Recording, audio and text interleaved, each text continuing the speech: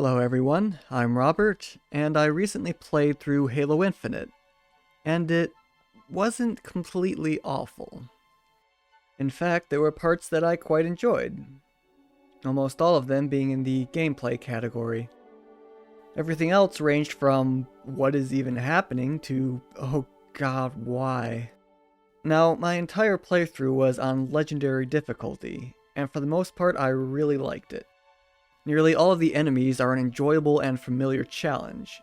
The AI has been improved to make the classic enemies feel recognizable and yet slightly evolved. There is one new addition to the roster, that being the cherubs. The game calls them skimmers, but I'm calling them cherubs, because I want to. These things just sort of float around and are not at all hard to kill. As long as they're nothing like drones or freaking revive bots, then I'm happy. There are also the updated hunters, which look really great, but are a pain to fight. For starters, they have a new move where they shoot rapid-fire high-damage projectiles that do splash damage. It's really frustrating to try and dodge these, given the high accuracy of enemies on Legendary. The hunters can also move faster than the player if they want, which is usually from them going berserk after you kill their counterpart. I didn't feel like I was overcoming a difficult challenge once I beat these guys. It was more like I happened to find enough grenades and got lucky with the splash damage or something. They also have an annoyingly large health pool. With the exception of Halo CE, I have always found hunters to be more annoying than fun, even on easier difficulties. Now, I don't think that hunters need to be a one-hit kill, but neither should they be frustrating speed demons that take 4 rockets to kill. Maybe make them more lumbering or less accurate. Speaking of accuracy, the enemies in this game are stupid accurate on Legendary. I'm not only getting sniped with plasma pistols, but needlers are honing in on me from literally any combat distance. I don't even get the same advantage. My needles have to be close distance to track enemies. This is also a big problem with snipers, obviously. They can kill you in 2 or 3 hits, and that is if you are at full health. It's not Halo 2 bad, but it might be worse than Halo 4. I also got killed a lot by the super accurate phantom turrets. Sometimes I didn't even notice these things until they were hitting me with bolts, and by that point I was already dead. And that's not to mention the mortar gun. I constantly get sniped with this thing. Sniped with a rapid-fire mortar gun that does a lot of damage and doesn't overheat for my enemies. Which is another thing. I don't think enemy guns need cooling or reloading. I sat in cover for a good 5 seconds listening to a jackal spray needles at me.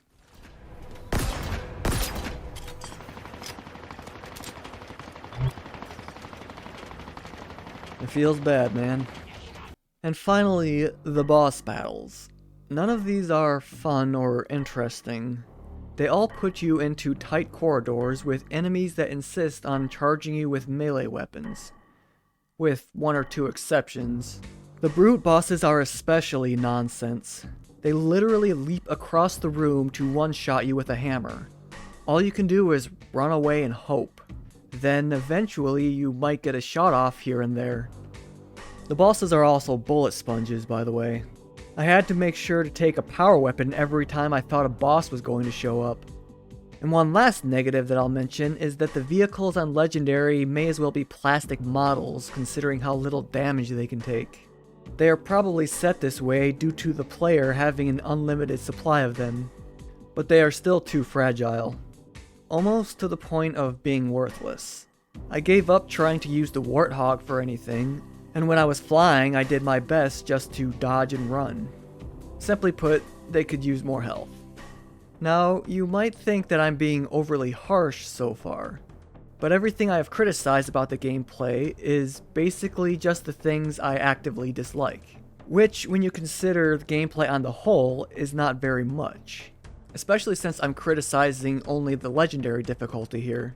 Nearly everything else about the gameplay ranges from so-so to great. The shooting in this game is fantastic. The feedback and the aiming work great. Enemies react to damage consistently and try to find cover when damaged. They also call out when they are going to throw a grenade. which I don't remember if it was in Halo 4, but it definitely was not in Reach. It's so incredibly welcome because it is really annoying when you die to something that you didn't even know was there, like snipers. It also helps that all of the common enemies speak English now, which is a little off-putting due to this being the first time in this series, as far as I'm aware anyway. But in practice, it works just fine. Although I personally think the voice acting for the grunts can be meh at times. But that could also be because a lot of their dialogue is crap, but more on that later.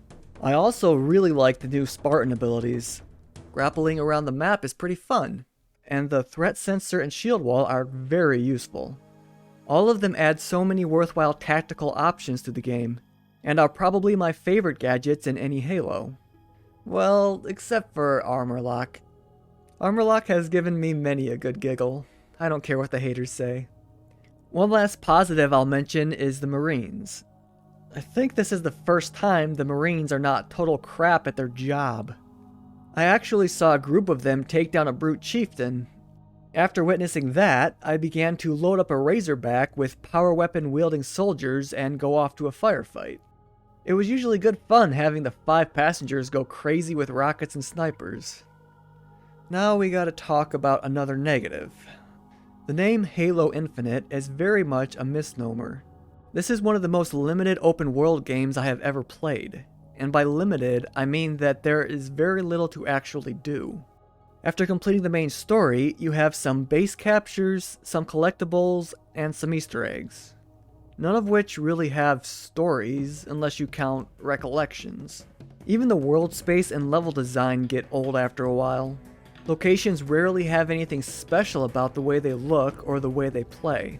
The most unique area was probably the arena that had life-size dioramas, and even then it was pretty static.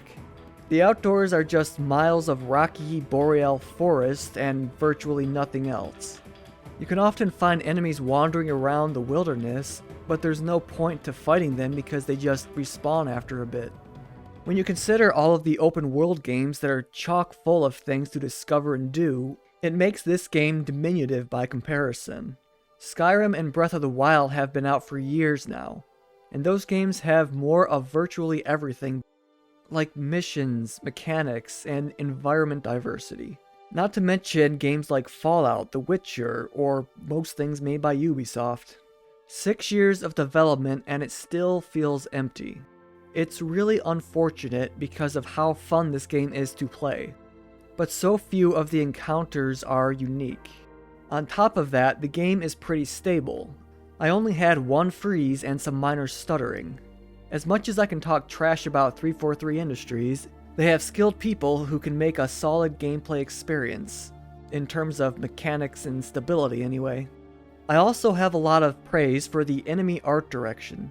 The enemy variants are almost immediately distinguishable, due to their vibrant colors and unique profiles. The jackals no longer look like weird dinosaur things. The elites no longer wear faded or muddled colors. And the hunters and grunts just look great to me. As for the environments, I think the previous games have looked better, which is probably a result of the new open world direction. But then again, Bungie had some freaking amazing art designers. I have a few more minor art things. As far as character design, Master Chief's armor looks fantastic. And the Space Mexican guy looks fine, I guess. Cortana, well, 1, she looks androgynous to me. 2, she has kind of a chubby, bug-eyed look. And 3, I really don't like her cutesy posturing. I'll explain more what I mean when we get to the dialogue section, but it's just not my thing. As for other things related to art, enemies' corpses disappear pretty quick, which I imagine is meant to improve performance, but whenever I see a corpse disappear in any game, I think back to my first time playing Skyrim. I killed this wolf and then came back hours later to find it still there. I can't say that I have experienced something like that since. Granted, it's one enemy as opposed to dozens, but when can I get another game where corpses pile up for an entire fight? This brings me to another issue: no blood. The lack of blood is likely because Microsoft wants to get a teen rating. Now, I played the first Halo before I even was a teenager, and it kicked ass. Enemies would explode in a shower of blood and it was awesome. I just wish games like this were still cool and edgy instead of retarded and boring. Speaking of retarded and boring, it's time to talk about the story. I can barely tell you what happened during this game. I was confused at so many points, and I was consistently having to ask more and more questions that never got answered. By the way, here there be spoilers. So if you want to get the experience fresh, you should get. Spoiler warning over. So, I haven't played Halo 5, and all I know is that Cortana tried to take over the galaxy for some reason. Regardless, Halo 6 starts with some brute named Atriox talking trash and throwing Chief into space or something. The exploding ship kills Atriox, I guess, and then Master Chief is left floating in space. I honestly don't know if he was there for months or days, and I was actually looking for an answer while playing. Either way, it's a good thing his suit holds so much oxygen. He is picked up by this space Mexican who just wants to go home to his dead family. His arc is that he wants to go home, but after getting captured and tortured, he decides to stay and help Master Chief. That is pretty much his entire character throughout the game. He takes us to a place where we pick up new Cortana. She is called the Weapon throughout the game, but it's like a twist or something that she's a clone of Cortana, even though her personality is almost nothing like Cortana. So after we get her, we have to stop the Banished hanging out on the Halo ring. They have teamed up with someone called the Harbinger. She is an Endless, which I guess is like her racial heritage. She wants to start something called the Emergence, and I'm already freaking bored. Anyway, Master Chief kills the Banished leaders and rescues the Space Mexican. Then we go kill the Harbinger and stop the Emergence. Then Chief and Cortana go into a portal and travel 3 days in the future. Space Mexican picks them up and we do a weird group photo finish. I'm not leaving anything out, I don't think. That's basically it. I don't know why all of this happened or what to make of it. The game seems to be either cryptic or muddled. There are several times where Cortana says that something is incredible or amazing, but adjectives are kind of useless to us non-computers. I barely understand what anything is, and for all I know that could be intentional. Let's move on to the worst part of the game, the dialogue. It's almost all terrible for several reasons. I've already been over the vagueness of it all, but it's also often cringy. Cortana in particular has a stupid amount of cringe dialogue. This is because she is supposed to be quirky and jokey. Except all of her jokes amount to, "Oops, I said something silly, teehee." And her quirks are that she is obnoxious and scatterbrained. Now, here's the cool part. There are more UNSC forward operating bases that have fallen into Banished hands. Well, paws. They have paws. Well, they literally all have fingers!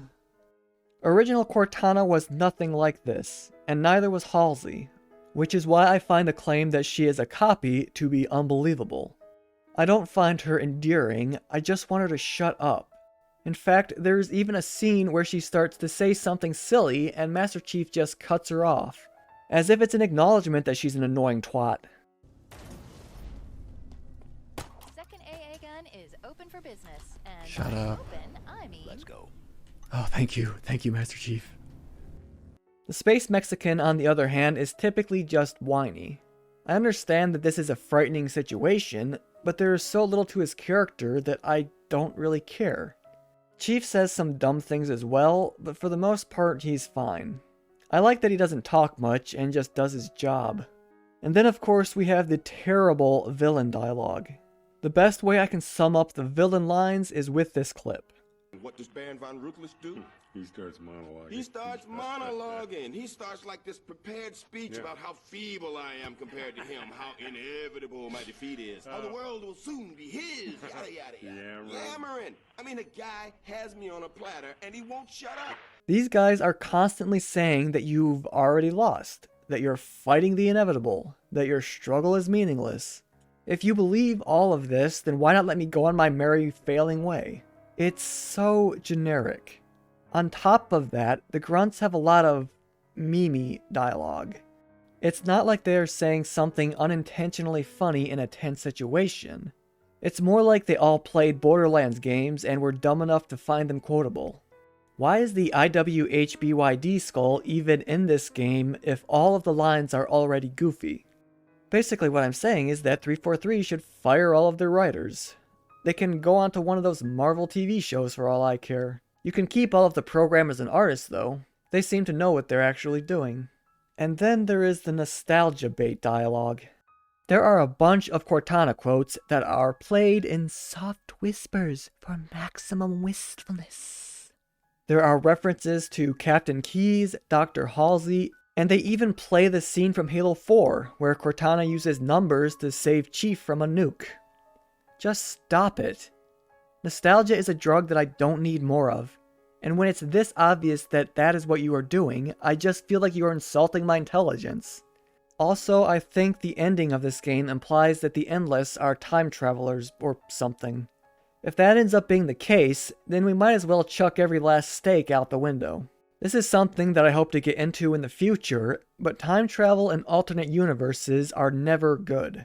Entertaining, perhaps, but if you want me to take your story seriously, don't make everything in space and time dynamic. In conclusion, this game is a lot of fun, but it's also empty, obnoxious, and confusing. I know that it will get more updates for at least a year. I hear that co-op and Forge are in the works, and who knows what we'll get for DLC. I would recommend that you play this game because of how fun it is, but I would also say that it's not worth the $60. I paid $40 for the MCC on PC, and that has so much more in nearly every aspect. Wait until Halo 6 has co-op and a sale. I think it will be good fun with a friend or 3. At least I hope it has room for 4 people. You can never tell what kind of weird decisions will come from the people who remove more than they add. Anyway, thanks for your time, and I look forward to the next video. Goodbye.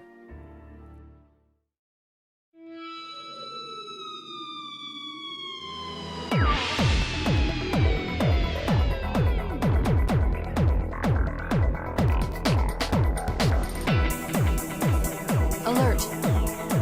I'm detecting Covenant movement